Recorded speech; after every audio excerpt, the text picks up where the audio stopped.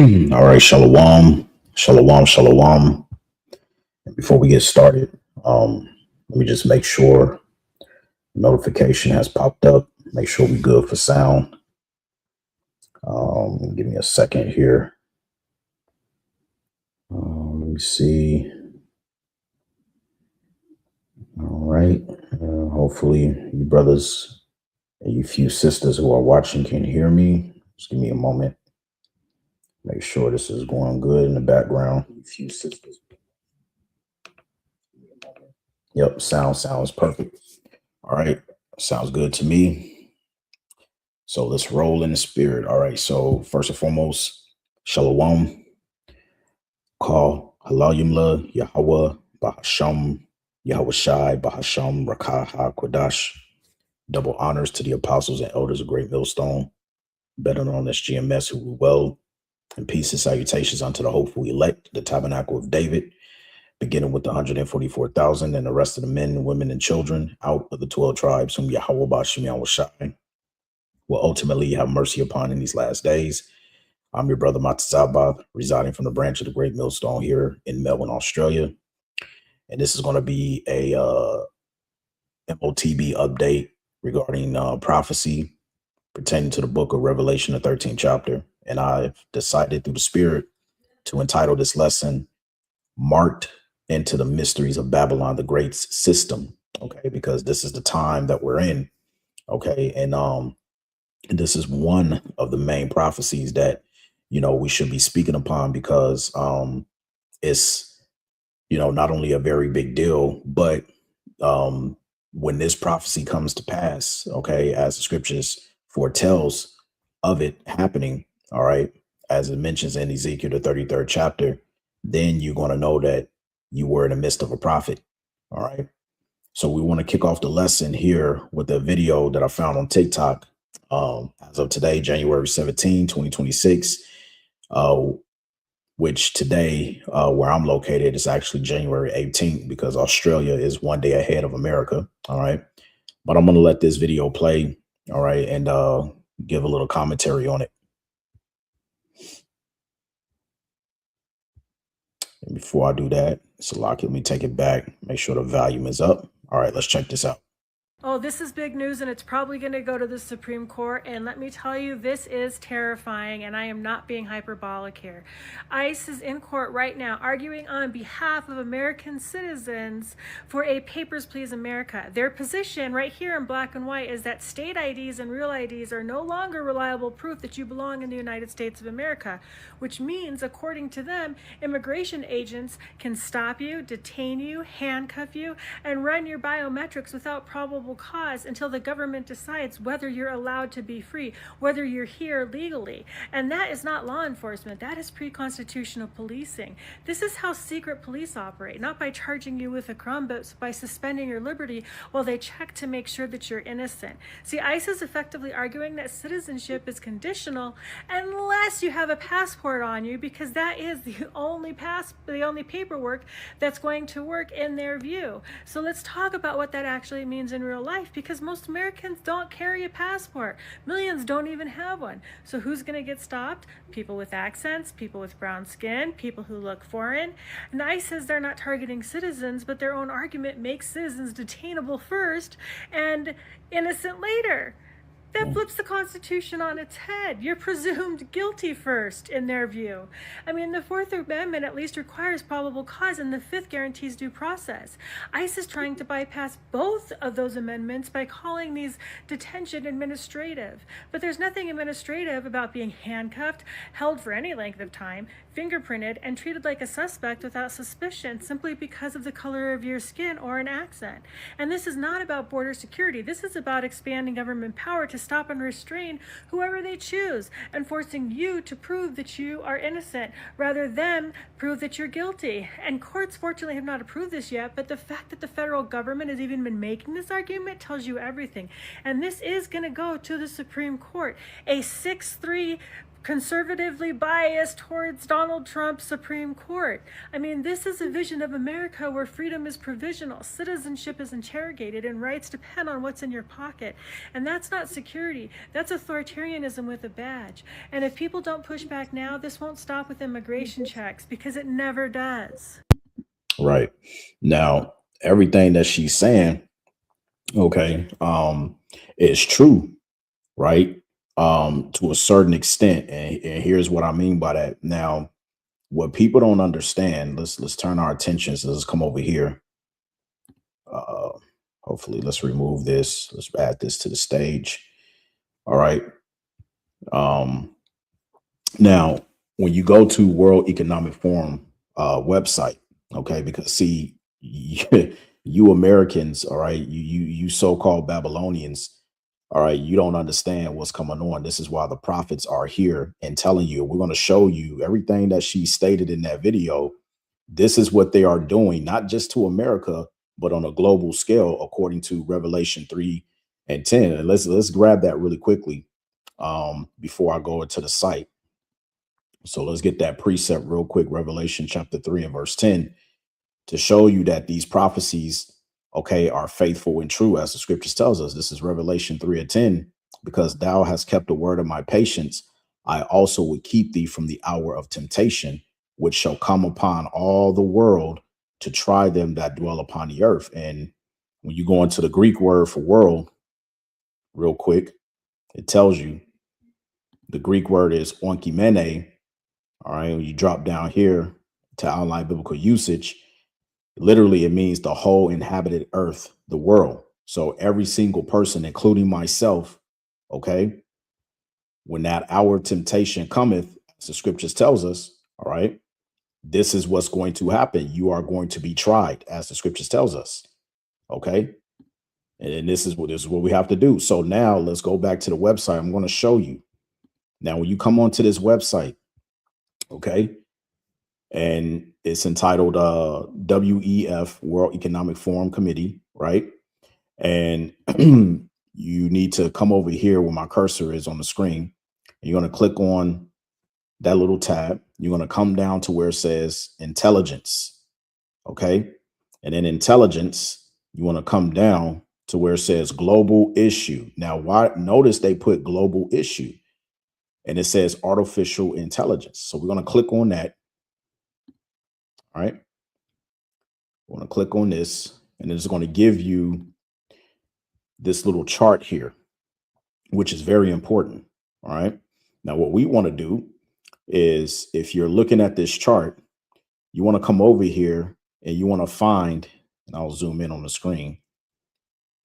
You want to find right here where it says digital identity. And you want to click on that. And it's going to load up. All right. And then we're going to put it back to normal size so you brothers and sisters can see. All right. Because this is what's coming. We just read Revelation chapter 3 and verse 10. The whole world is going to be tempted, okay, with the hour of temptation, which actually goes into that microchip that they're going to place into your hand. And we're going to prove to you that it is indeed a microchip. All right. Now, we've clicked on digital identity, and this is what the elites are trying to establish. So let's read this little drop down tab here. And before we do that, when you have a look at this wheel, the five main factors here from that tab, it tells you identity, fraud, and cyber resilience, from silos to collaboration, privacy, agency, and trust, the economic value of digital identity, and digital inclusion and opportunity. Right now, we're going to click on the economic value of digital identity. All right. Now, I want to read this real quick. Over here on the right side of the screen. All right. And I want you to just pay attention. Okay. It says,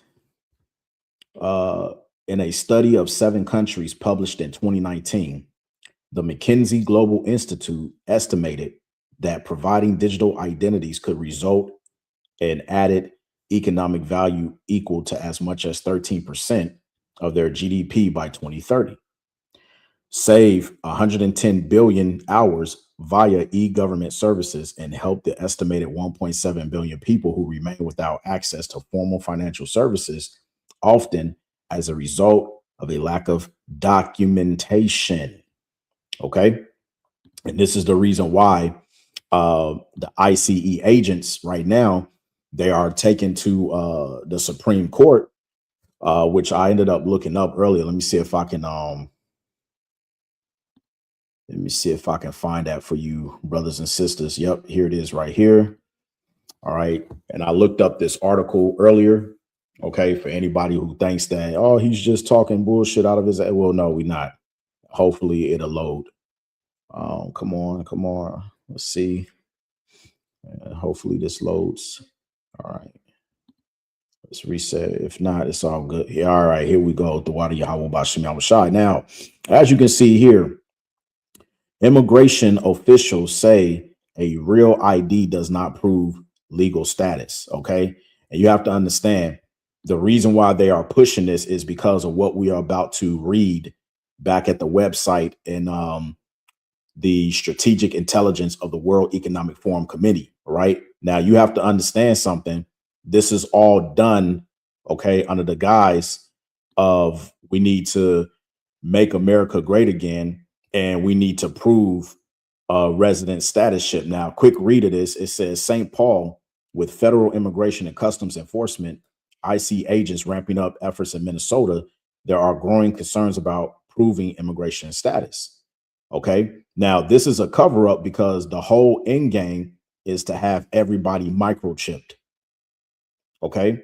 And so what you're going to find out is when we continue to go through this lesson, they are staging FF, which stands for false flag attempts, or sometimes they call them psyops, or whatever terminology you want to throw on them. Wag the dog, tell of events, whatever it is you prefer to call it. It's all the same stuff.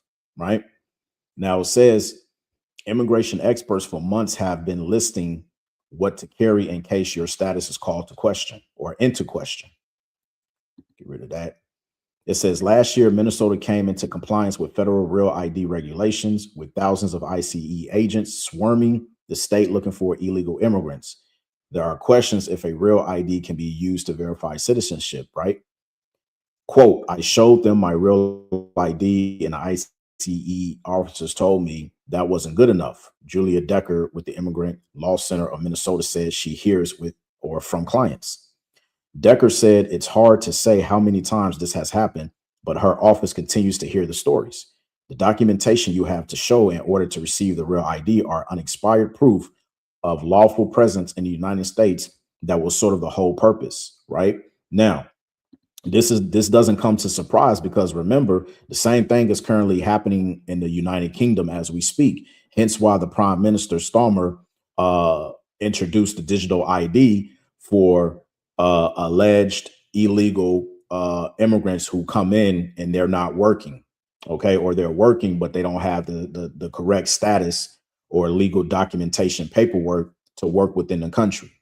So this is the backdrop of what these nations are working towards in order to establish this digital ID system. Okay, now we're going to come back to this. Let's come back over here to the WEF form. Right now, remember, we're talking about documentation. It says, according to the study, businesses could benefit from improved efficiency, lowered cost, and fraud reduction, and save up to $1.6 trillion thanks to digital identities. Estonia currently facilitates public services, including healthcare, banking, and voting via a digital identity system. In 2014 alone, the system was used over 1 billion times for authentication. It saves people an estimated 5 days per year that would otherwise be spent dealing with bureaucracy, and it cuts costs equivalent to 2% of the GDP. And meanwhile, India's Aadhaar digital ID system or identity system is a centralized means to promote social inclusion and access to government services. As of 2020, it covered 90% of the population and have saved the government money by reducing fraud, according to Deloitte and the Center of Global Development. All right, now here's where it gets a little bit interesting. It says COVID-19 has underlined the economic value of digital identity, right? Why did it do that? Salakia, right? Let me read it again. It says COVID-19 has underlined the economic value of digital identity, and the many students limited to taking online classes at home and the surge in remote working relied on sound digital systems to verify identities and validate certificates. Now, why are they saying this? Because what many people don't know is I have a video here, and this is from back in 2018 from BBC. This guy right here, Yuval Harari, is the guy that's responsible for saying that the pandemic back in between 2019 and 2020 has ushered in a new era of surveillance. So what is that implying? Well, that's simply implying the fact that this was already prescribed for them to actually usher in across the four corners of the earth. They already knew what they were going to do. And this goes back as far as 2015, right? But nevertheless, let's check this out. Does this COVID-19 crisis, which you call the biggest crisis of our lifetimes, does it to you represent, in the end, little more than a bump in the road? Or is it something more profound than that? I think that in our lifetime, if you think in terms of a couple of decades, it will be big. Not because of the epidemic itself, but even more so because of the economic and political consequences. But in the long sweep of history, thousands of years, no, I don't think it will be one of the big events of history. It could be a watershed event in several ways, like we discussed earlier with surveillance. People could look back in 100 years and identify the coronavirus epidemic as the moment when a new regime of surveillance took over, especially surveillance under the skin, which I think is maybe the most important development of the 21st century, is this ability to hack human beings, to go under the skin, collect biometric data, analyze it, and understand people better than they understand themselves. This, I believe, is maybe the most important event of the 21st century. You hear what he said? I'm gonna bring it back. He said the pandemic gave them an opportunity of a new era of surveillance, which is going to go under the skin. This is why we spoke about the microchip. Now, this was said back in 2018. So it's not far-fetched why the ICE agents are taken to court. This is as of right now, the ICE agents, they've taken to the Supreme Court to pretty much do away with the real ID, because the real ID does not substantiate a person's full identity. And we know what this is going to lead to. All right, because the full identity is going to be implanted under your skin. Just stay with me, because this is all going to come to fruition. Let me take this back a little bit. No, I don't think it will be one of the big events of history. It could be a watershed event in several ways, like we discussed earlier with surveillance. People could look back in 100 years and identify the coronavirus epidemic as the moment when a new regime of surveillance took over, especially surveillance under the skin. Now, why did he say surveillance under the skin? Because it has nothing to do with you, just scanning your face, okay, facial recognition technology and all of that stuff. No, all of that was to prep you for the end game of what it is that they want to do over the whole entire planet Earth. They want to chip you. And this is according to biblical prophecy, right? Let's continue. Which I think is maybe the most important development of the 21st century, is this ability to hack human beings, to go under the skin, collect biometric data, analyze it, and understand people better than they understand themselves. This, I believe, is maybe the most important event of the 21st century. The moment when a system out there knows me better than I know myself. Now, with him saying that, let's bring this back.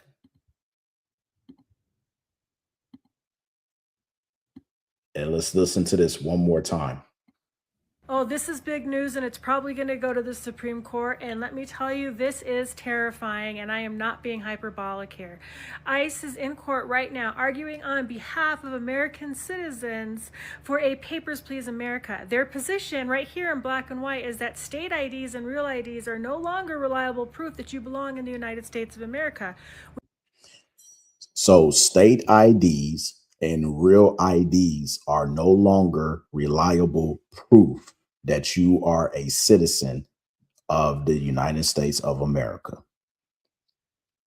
So what they're openly saying to you is this, because right now they're saying, when you look it up, that for the exception, if you have a passport, that is the only way you can guarantee it. But see, we're coming into the era where even your paper book passport is not going to be sufficient enough, because now when you look it up, let me see.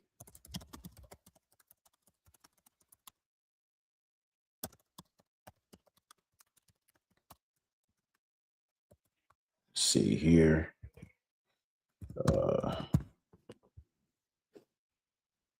right. So when you come over here, I just typed in which countries now have electronic passports.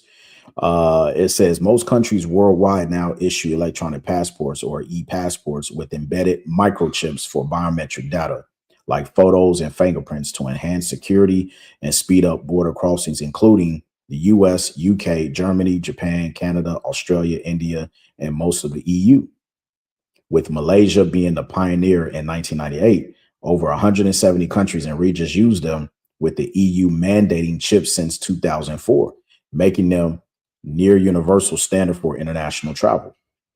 You see? And again, anybody can look this up, Salakia. Let me take that off the stage and put this on the stage. So there you have it right there. You can pause and read if you want. Okay. So those countries that it just outlined here, they've already have set the stage, moving people from regular paper passport books and moving people onto e-passports. But looking forward or ahead to what Yuval Harari said, when the pandemic came in 2020, okay, this set the stage for a new era of surveillance, which now they want to place the surveillance underneath your skin. All right. And we're going to show you in the scriptures how this spells out to be the microchip. Now, let me come back over here really quickly. Let's take that down. Let's put this back up. To them, immigration agents can stop you, detain you, handcuff you, and run your biometrics without probable cause until the government decides whether you're allowed to be free, whether you're here legally. And that is not law enforcement. That is pre-constitutional policing. This is how secret police operate, not by charging you with a crime, but by suspending your liberty while they check to make sure that you're innocent. See, ICE is effectively arguing that citizenship is conditional unless you have a passport on you, because that is the only paperwork that's going to work in their view. So let's talk about what that actually means in real life, because most Americans don't carry a passport. Millions don't even have one. So who's going to get stopped? People with accents, people with brown skin, people who look foreign. And ICE says they're not targeting citizens, but their own argument makes citizens detainable first and innocent later. That flips the Constitution on its head. You're presumed guilty first, in their view. I mean, the Fourth Amendment at least requires probable cause, and the Fifth guarantees due process. ICE is trying to bypass both of those amendments by calling these detention administrative. But there's nothing administrative about being handcuffed, held for any length of time, fingerprinted, and treated like a suspect without suspicion simply because of the color of your skin or an accent. And this is not about border security. This is about expanding government power to stop and restrain whoever they choose, and forcing you to prove that you are innocent rather than prove that you're guilty. And courts fortunately have not approved this yet, but the fact that the federal government has even been making this argument tells you everything. And this is going to go to the Supreme Court. A 6-3 conservatively biased towards Donald Trump's Supreme Court. I mean, this is a vision of America where freedom is provisional, citizenship is interrogated, and rights depend on what's in your pocket. And that's not security, that's authoritarianism with a badge. And if people don't push back now, this won't stop with immigration checks, because it never does. All right. So let's come back over here.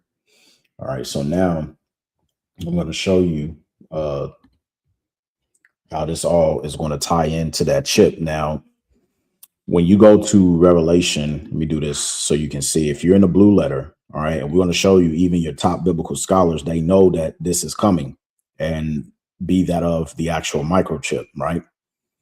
Revelation 13 and 16, and he causeth all, both small and great, rich and poor, free and bond, to receive a mark or a charagma in their right hand or in their foreheads. Now, when you click on a tab tools here and you come to commentaries, and one of the biblical scholars by the name of John Brown, he actually goes into this as to what the elites are planning to do. Okay, now if we scroll down, all right, there's a man by the name of Dr. Carl Sanders. Now, for those of you who don't know, let's pull this up really quickly. All right, Dr. Carl Sanders. All right, let me get some images of him. All right, let me see here. I want to make sure I get the right one. Let me see. So you understand. Let's see, creator. Shit. All right. Make sure I got it in here. All right. So let me share my tab. All right. So this is the guy right here, Dr. Carl Sanders. All right. He's the inventor of the microchip. All right. And this is an old video that came out many years ago. And basically he was at a church service somewhere in Italy, and he actually told the truth of what the elites made him do pertaining to making that sort of technology. All right. And you can look this video up. I'm not going to go into it now. All right. But the information is out there, man. All right. We're living in the 21st century where you literally have the information right here on your hands. It's just up to you whether you want to look it up and go into it or not. Choice is yours. But nevertheless, let's come back over here. All right. Now, when we deal with the MOTB, which is the RFID micro C hip, I'm going to read this here where it says Revelation 13 and 16, and he causeth all, both small and great, rich and poor, free and bond, or free and slave, to receive a mark on their right hand or in their foreheads. Now, when you go into the Strong's G5480, for the word mark is charagma, all right, which is a thing carved, sculpture, or graven work. All right. Now, when you go into the etymology of these words, it actually goes into what's called an incision, which means to cut into. Then you have, when you go into the etymology of the word charagma, it gives you this next Strong's G5482, which is the word charax, which is to sharpen to a point through the idea of scratching. Okay. Now, it says this sounds a lot like a hypodermic needle piercing the skin. Okay. And remember what this guy, all right, remember what he said. Let me take him back. Surveillance under the skin, right? Event in several ways, like we discussed earlier with surveillance. People could look back in 100 years and identify the coronavirus epidemic as the moment when a new regime of surveillance took over, especially surveillance under the skin.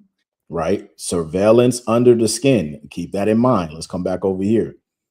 So we're talking about this hypodermic needle, which is this utensil that's going to be used to actually pierce through your skin to insert that microchip. Now, continuing on, it says, if you remember last week, we pointed out that the number 666 had a name, and that name was Chi Psi Stigma, right? Which goes back to Strong's G4742, stigma from stizo, which equals to stick or prick, a mark, pricked in or branded upon the body. Remember, Yuval Harari just said surveillance under the skin. You are about to witness how this goes hand in hand, right? It says one of Webster's dictionary definitions calls stigma a small spot, scar, or opening on a plant or animal. In the readout of this microchip, okay, there were 9 levels of information. Remember, we were speaking about documentations and how the ICE agents, they're going to court saying that, listen, your real ID and your state ID, that's no longer irrelevant. Look, let's just scrap all of that because it's irrelevant. It's no longer required. It doesn't give us substantial proof that you are who you say you are, right? Hence the reason why everything is going digital. They are trying to push the concept and notion to every single person around the globe that this is the only way for us to identify you. We're going to put a small device within you that is going to carry all of your information, whether you like it or not. And oh, by the way, if you do not take it, you will be outskirts from society. This is where we're headed. Okay. Notice it says in the readout of this microchip, there are 9 levels of information that the designers wanted included. They were your name and an image or picture of your face. They also wanted to include social security numbers with the extra international digits. A fingerprint identification was also to be included. Physical description, family history, address, criminal record, occupation, and your income tax information. Strong's G5481, character and an expression, the exact expression, the image of any person or thing, marked likeness, precise reproduction in every respect, i.e. facsimile. Number 1, this microchip has exactly that, and an express image of its recipient. This is the reason why whatever false flag or PSYOP event that they're going to try to push next is going to lead everyone to having to be put in a position where you're going to have to choose. If you want to eat, if you want to participate within the society, you're going to have to take the MOTB. Otherwise, you're going to be outskirts from society. You see? And this is what we're leading to. It says there are bills before Congress right now and others that have been passed that will allow a microchip of identification to be injected into your child at the time of birth. They showed you this in the film. Let me see if I can find it real quick. I think it was on the episode of Black Mirror.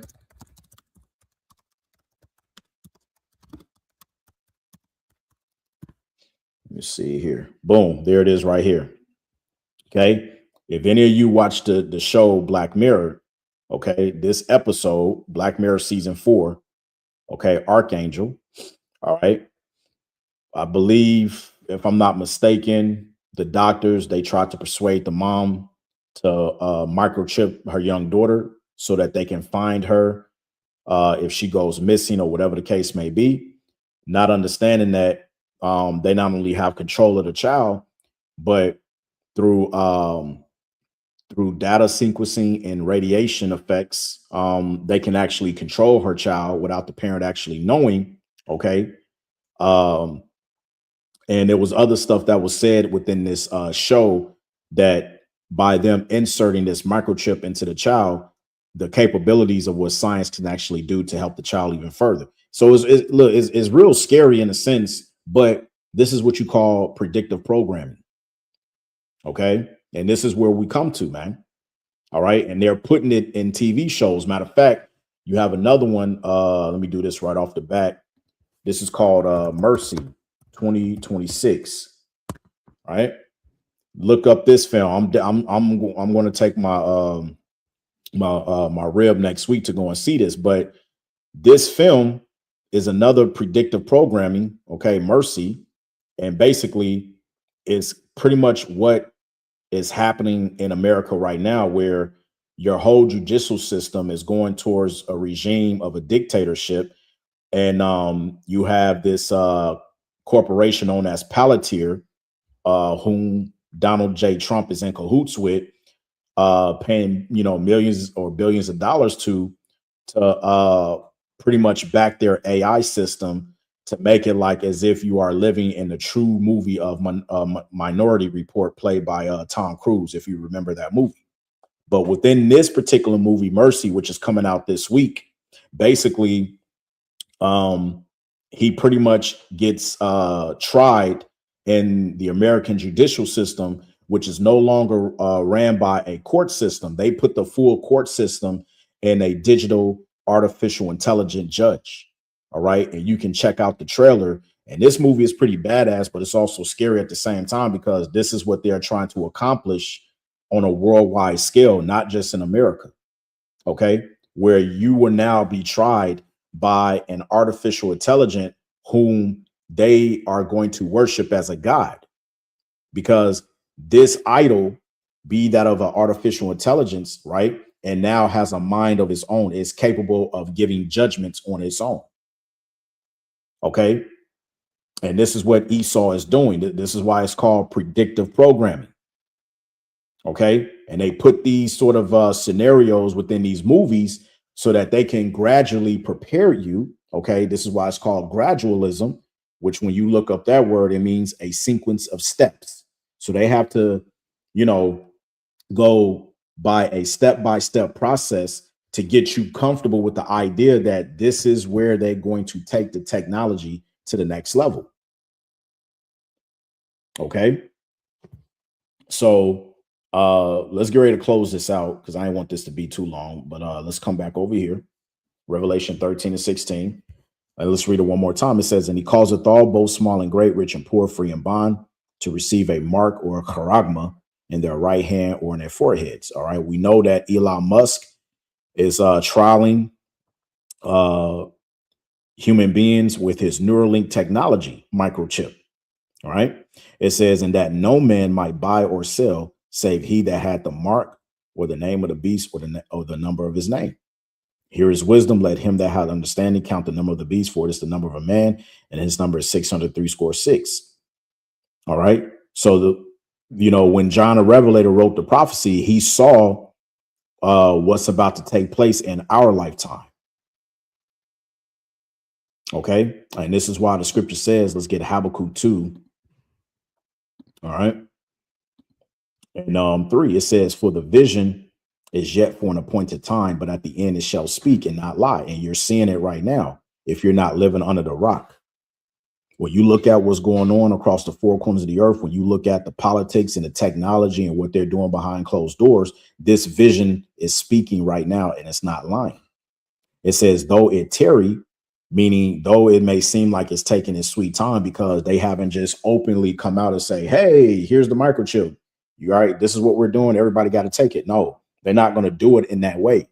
There's a certain event, okay, or certain crisis moment that I believe personally, and just me speaking as a man, that's going to happen, that's going to offset them bringing in the microchip, because they have everything at their disposal. The technology is here.